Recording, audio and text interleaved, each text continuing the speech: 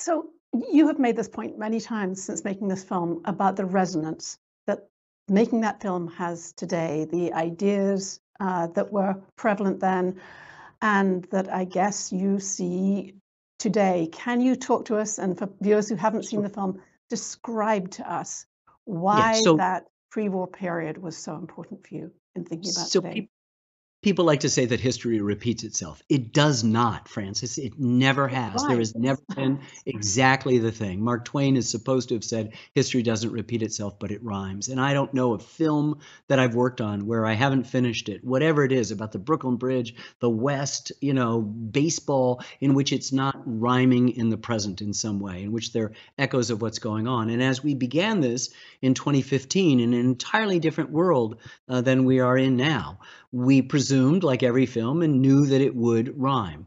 What we didn't realize was how much every sentence was beginning to rhyme as we worked our way through the editing. And about a year and a half ago, I said to my co-directors, Lynn Novick and Sarah Botstein, we got to move this up. It was going to be comfortably next year in 23.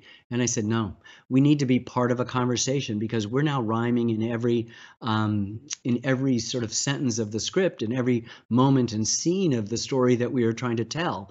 And I think more importantly, the way we set the table in the first episode of the 3 episodes, dealing with our anti-immigrant, our xenophobic, our nativist, our racist, our anti-Semitic past, the eugenics, this fascination with the pseudoscience which would attempt to delineate a hierarchy of races when, of course, there's only one race, the human race. All of the things that contributed to our inability to act out the best version of ourselves with regard to those people seeking to flee Nazi horror.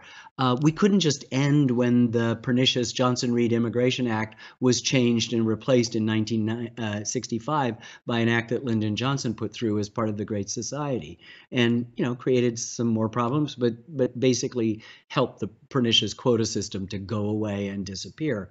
And so we just needed to go past that. And in the last few minutes of the film, we bring us right up to, for me, right up to the present in a kind of untethered montage that realizes that the fragility of civilization and institutions are as present now as they were back then. And as the writer Daniel Mendelsohn says poignantly, it doesn't mean we're going to do that.